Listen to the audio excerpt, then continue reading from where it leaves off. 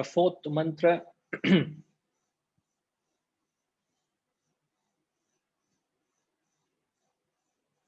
Pratibodha viditam matamamrutatvam hi vindate. One attains amrutatvam through pratibodha viditam matam, awareing the consciousness through every experience. One attains immortality by awareing the consciousness through every experience. As we learned, the capacity to keep your mind focused on the self while you're plunged into the action, the capacity to keep your mind focused on the self while you're plunged into action is known as open-eyed meditation.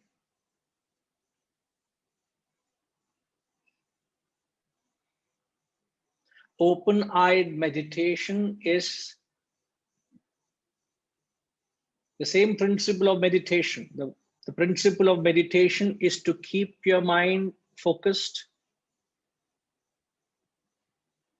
on a chosen mantra to the exclusion of any other thought. So there is a single pointed thought maintained on the self.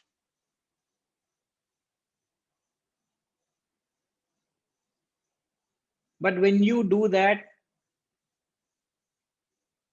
by getting away from the world, seated in quietude, seated all by yourself, that state, that final state or penultimate state before realization is meditation. So before you reach that complete introverted state of meditation, there is dharana. Dharana is open-eyed meditation. Dhyana is meditation. So before you reach single-pointed meditation, you reach a state of dharana, which is what is being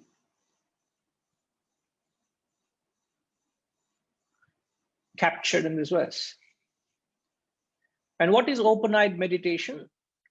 The capacity to be, as he says, awareing the consciousness through every experience. Awareing means, are you conscious? When I use the word aware, aware means, are you conscious? So to be conscious of the consciousness in every perception, emotion, and thought is open-eyed meditation.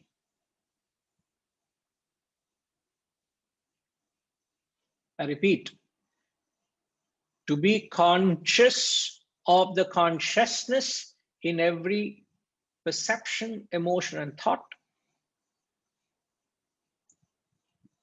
is open-eyed meditation. Now, in order to practice this quality of being aware of the consciousness in every perception, emotion, thought, as you and I know, consciousness is there every experience, every breath, every second of your life. Because if the consciousness wasn't there, I would cease to exist, isn't it?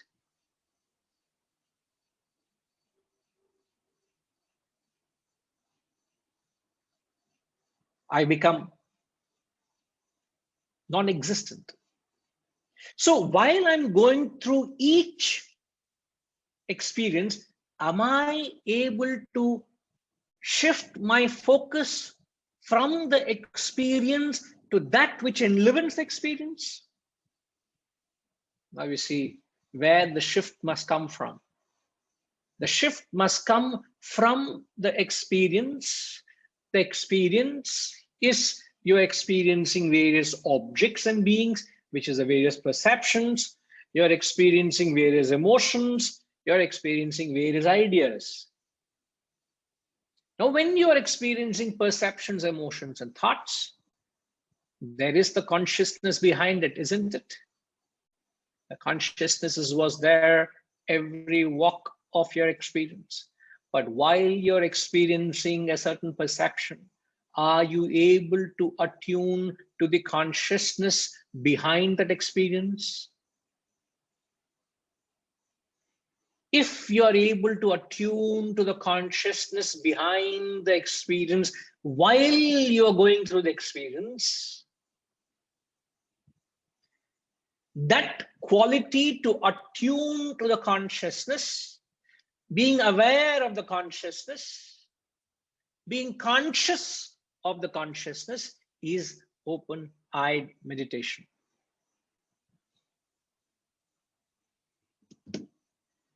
I don't know whether I can put it in any simpler terms than this.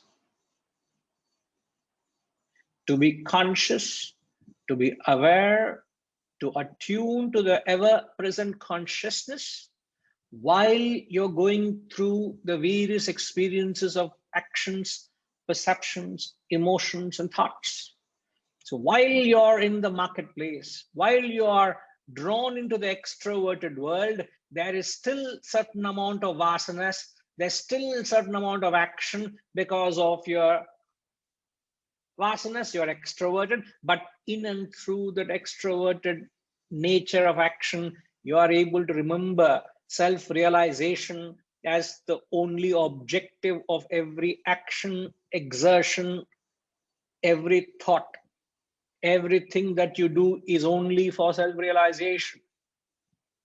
That ananya chinta of the self, while you are acting, you could be doing gardening, you could be reading, you could be shopping, you could be singing, you could be whining, you could be dining. In and through all those experiences, what you are thinking of is self-realization. So being realistic, it is like climbing Mount Everest and you are just 30 feet or 50 feet short of the peak. So don't try to think it is a very easy state. If reaching the peak of the Mount Everest is self-realization, this state maybe 50 feet, 100 feet below that peak is dharana. That is the level. And we are somewhere not yet reached the base camp. So you know where to go. Now, I am not dampening your spirits. I'm only bringing a sense of reality, a sense of facts, factuality. Is there a word factuality, Amitama? If there isn't, introduce into a dictionary, because I want to communicate something and I've used the word, that's all. You have poetic license, sir. Thank you. But is there a word factuality? Factuality. I am not sure, sir. Doesn't sound like. Yes. So thank you for the license, poetic license I've got. Okay. You need that poetic license, isn't it? Yeah. Now, what's important is everybody able to hear me? Can I have a thumbs up? Everybody able to hear me? Because Shilama has just said that she's not able to hear.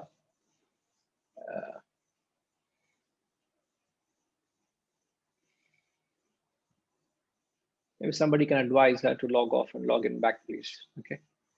So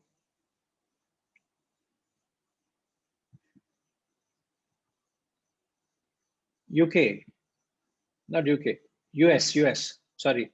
UK solitary, US mandate. US.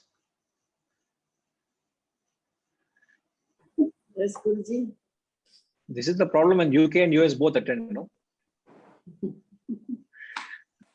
So can you just recap what I've said in very simple terms?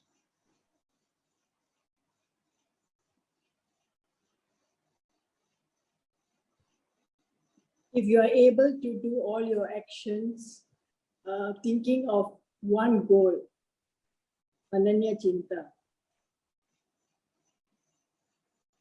in all your actions, whatever you do, just that is open eye meditation. What is the goal here you're thinking of? Self-realization. So when there is that only goal of self-realization in and through your actions, that alone is known as open-eyed meditation. Okay. So while you're going through the experiences, you must think of the self behind every experience. Now, to be able to achieve this, the quality we all need to practice, that is what the verse actually is giving us the cue. The quality we all need to practice is known as objectivity, or being a sakshi. To be able to maintain a sense of objectivity, or nothing but to be a sakshi. Sakshi is a witness. So when I am objective or witness to the experiences, what would happen, Reddy Garu? When you are objective or a sakshi to an experience, what would happen? Pranam, Guruji. Yes, sir. Namaskar. The moment we objective and witness to the actions, then again the thought starts coming, Guruji. Because the moment. Now, see, what do you understand by the word being objective and being a sakshi? Because I would like to be something like a mute spectator. That's what I understood. You are a spectator. You have distanced yourself from the happenings, isn't it? That's right. Yes. So the objectivity or a sakshi, as you understand, is the attribute of your intellect. Right. It's the quality of intellect. Very good. Now, when you take a step back and become a sakshi, what would happen next?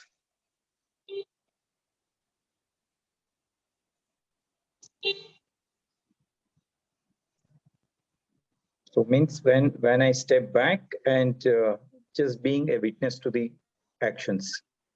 Yeah. While you are acting, intellect has taken a step back to that action and become a witness. So it's more of a detached actions. It is detached action. Yes, it is detached. But then what would happen? If you are a witness or a sakshi or detached to that action, what would happen? You So would no not get, no. There are emotions. You will not get carried away by the emotion. Because you got you will not be swept away by the happenings. That's true. Yes, yes. So only when you stand apart and watch the happenings will you ever have a chance to attune to what lies behind it, what lies beyond it, isn't it? Yes. I repeat, only when you stand apart and watch will you have a chance to look at something, what is behind it or what is beyond it. So in order to see the consciousness which is behind this action, I need to practice absolute objectivity, which means I will not get carried away with all that's happening around me. They could be the most positive news, the most negative news, the most pleasant, the most unpleasant, I would say, I have got nothing to do with it.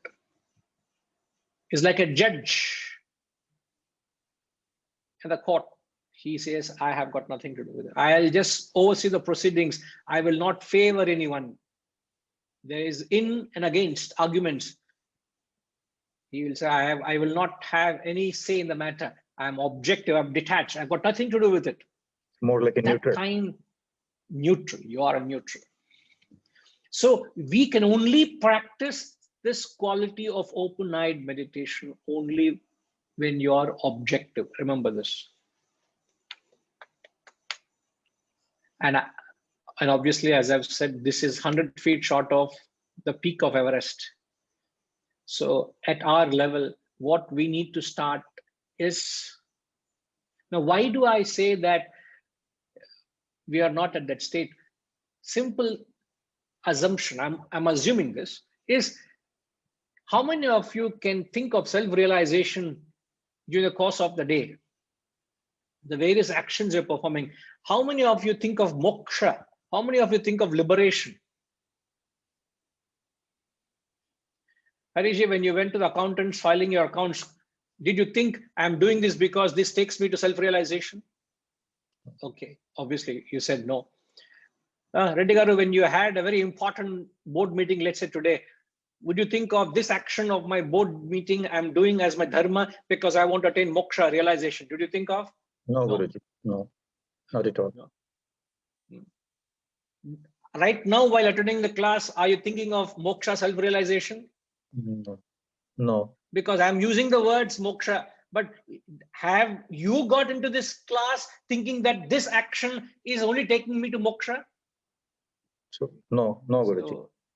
So the reality is we are not able to attune to the goal of liberation or moksha here. The goal of self-realization is not there. It doesn't reflect anywhere. So to be able to think of the consciousness is a very, very, very lofty thought. It's a very, very high state. So you must understand the guru is talking to a student of a very high sattvic state, which we are not there yet. We will see the clear disparity when we do a text like this. It's a very, very high state. We only need to understand how it all fits in, so that someday we shall reach there. Yes, Shilama, you looks like you want to say something. Yes, sir. I was just feeling that when we are doing certain things, definitely we feel that, yes, we should get liberated. Many times liberated from the problem we are going through. This husband of mine, I tell you, I want to be liberated from this fellow. Liberated from what? That is the question. Liberated from this COVID also, I want to be liberated. Moksha. Okay. So you're talking about the same liberation I'm talking about. That is nice to know. I'm talking about yes. Yes, please. Yes, please go ahead. So that's what I used to feel many times. Okay, I shouldn't be hurting anyone. At the same time, I should not allow any injustice to be happening around. If I see something going wrong, I feel, I should say that I feel that something I should be able to do to correct it, to rectify the things. So when I don't seem to quite connect. On one hand, you said there is this thought of liberation that comes to you. Yes. On the other hand, you say there's some injustice or some. Sir, it is not something that, unfair is happening. What I feel is I should be doing my duties. I should not be escaping my duties. If I'm not performing what I'm supposed to be performing, then how can I get moksha? We are all born with certain duties. We have to do certain duties. No. I am nor the text, nor am I suggesting that you should not perform your duties. The text is not suggesting that. In fact, that is not the context of the verse itself. The verse is only saying, while you're doing your dharma, let's say you are preparing a meal for the family, okay, as a lady in the house. You may have a help to prepare, but you tell the helper, I want to prepare a meal for my family. You help me with doing the chores, but I would want to do the actual cooking. So when you do feel it's your dharma to prepare a meal with love and affection for your family, Yes. my question is, while you're doing your dharma, as you said, you have to do your duty, are you thinking of attaining moksha through that action? Not with every action. I don't know. I feel that it gives me happiness if I can make my family happy. Yeah. So that's where I'm saying we are not able to rise up to the level of liberation or moksha.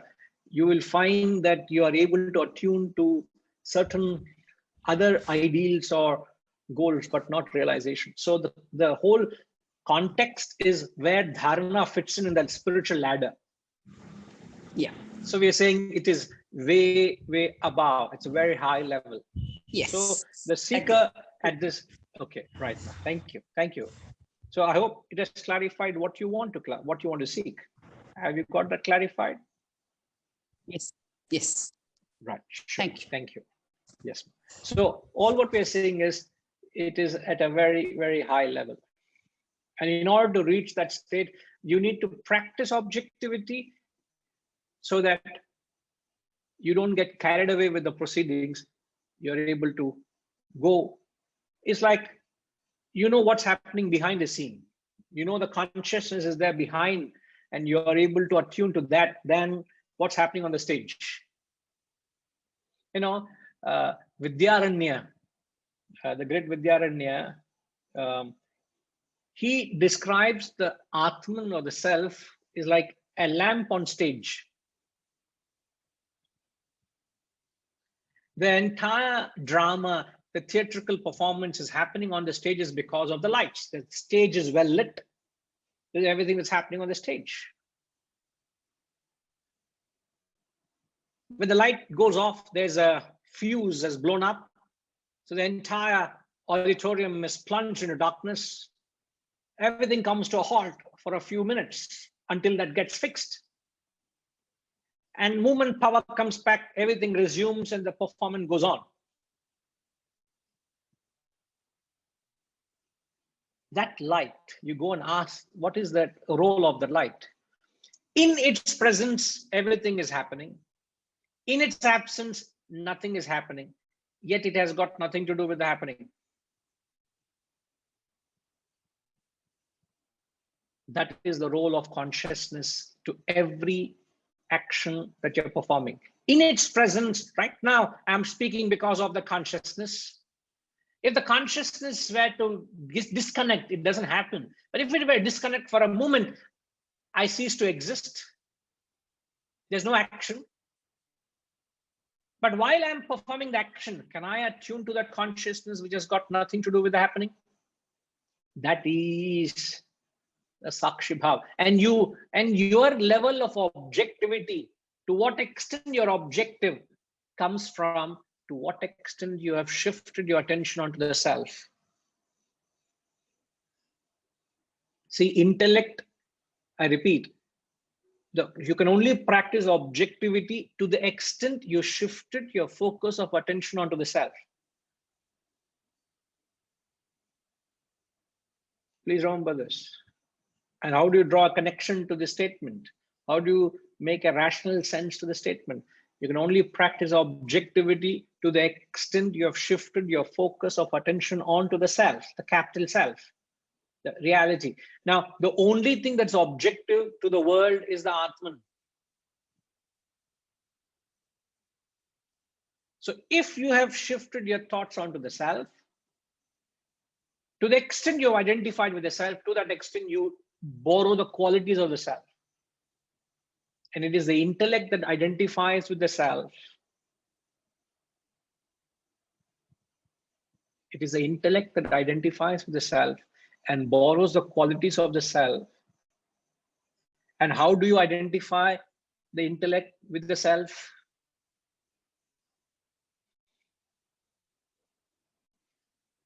How do you identify the intellect with the self? Shantima,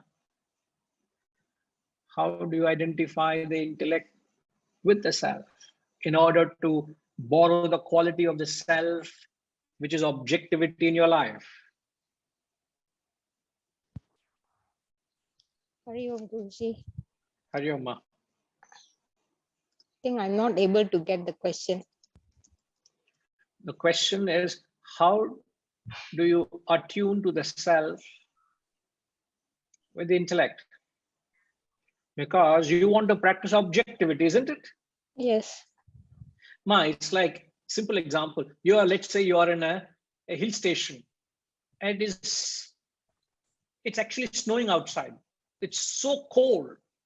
You need to keep yourself warm. You wore 3 layers, 4 layers, but then there is a fireplace within the hotel. There's a fireplace. So you go sit close to the fire so that you can borrow the fire or the warmth from the fire, isn't it?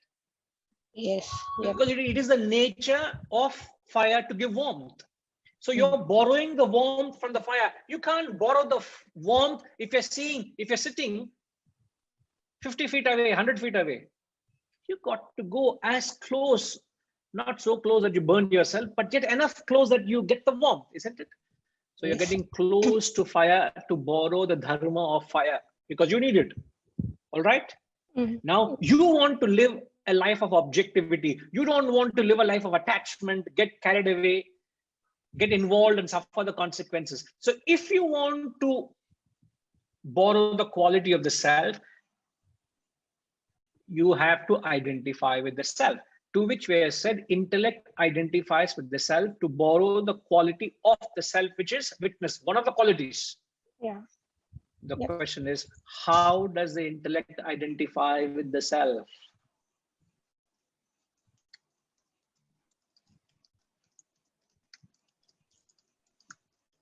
Our thought, our focus to the self. Question is how, Ma?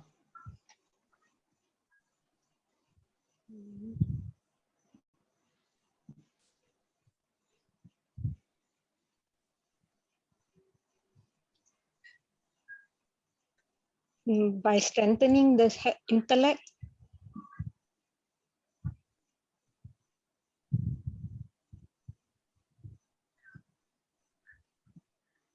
I don't want to comment to that answer.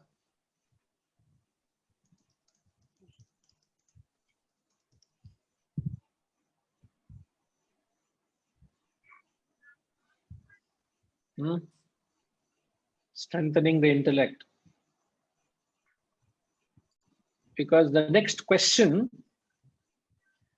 I asked will give you a lead to answer the questions. I don't want to give away any lead.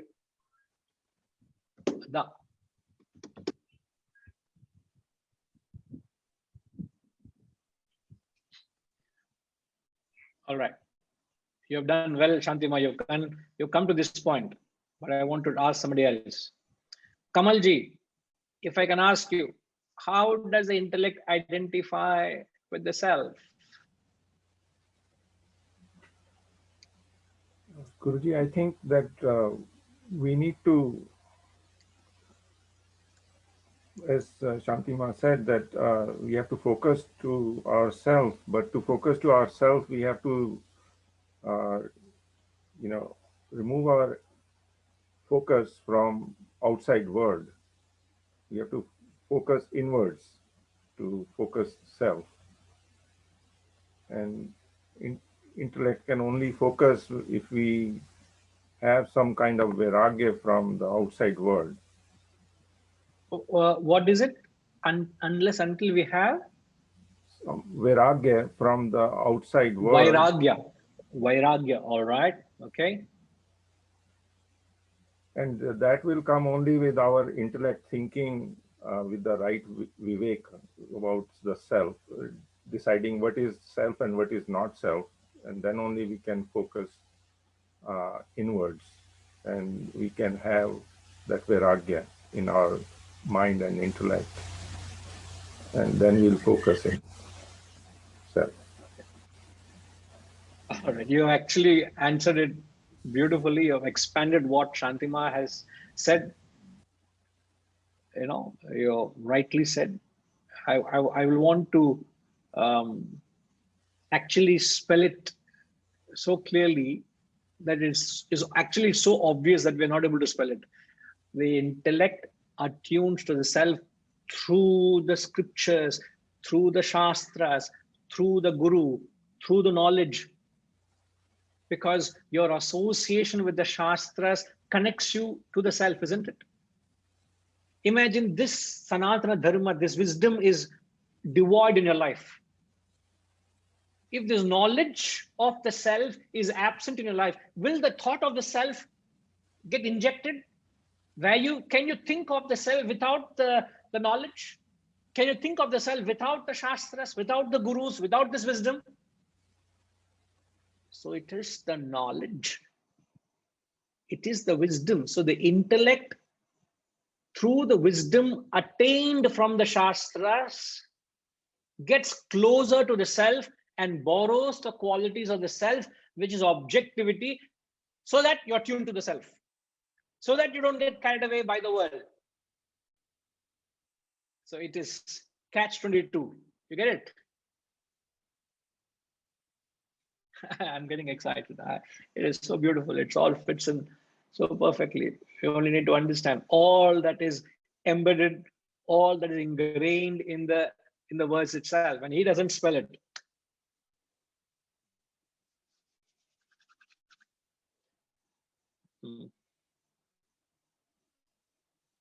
To practice that objectivity.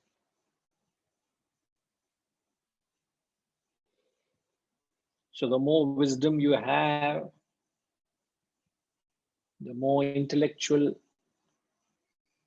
clarity you have, the more withdrawal from the happenings of the world, the more withdrawn you are from the extroverted to the internal world. You are not affected by the happenings of the external world, because the Atman in you is never affected. Atman in you is 100% Sakshi. So you will become a Sakshi only when you identify with the self. Amazing. Because nothing else in the world is objective. Everything, the nature of the world is to get attached. Remember this. The nature of the world is nothing but attachment. The only ray of hope is the thought of the self. And the next mantra, he gives it a beautiful conclusion. And then in the third part, he gives the beautiful story. I don't know whether we'll get to the story, but the fifth mantra is something too beautiful. The fifth mantra is too very, very famous, right? We all have. Okay. We all have followed the context of what was said in mantra 4. Amita Ma, all good? UK, following?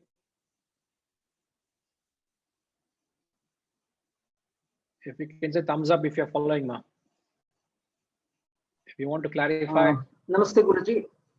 Yeah, it's, I mean, a little more contemplation is required, Guruji. I have understood the principle, but a little more contemplation is required. Perfect. No. Fair enough. At least you have the right concepts, then you can ponder over it further. Yeah. Perfect. All right. Okay. Keshav Reddy Garu. All okay, sir? Yes, sir. Yes, Swamiji. Pranam. All good? Namaskar. Namaskar. Perfect. Right. US, all okay? You're being too detached to the happenings. Don't be so detached. You must be attached to the class. Even though we are teaching detachment, you don't practice that in the class, okay? You practice detachment outside the class. In the class, you'll be attached. What US? I was just practicing detachment. I know, that is why I said. All right. Okay.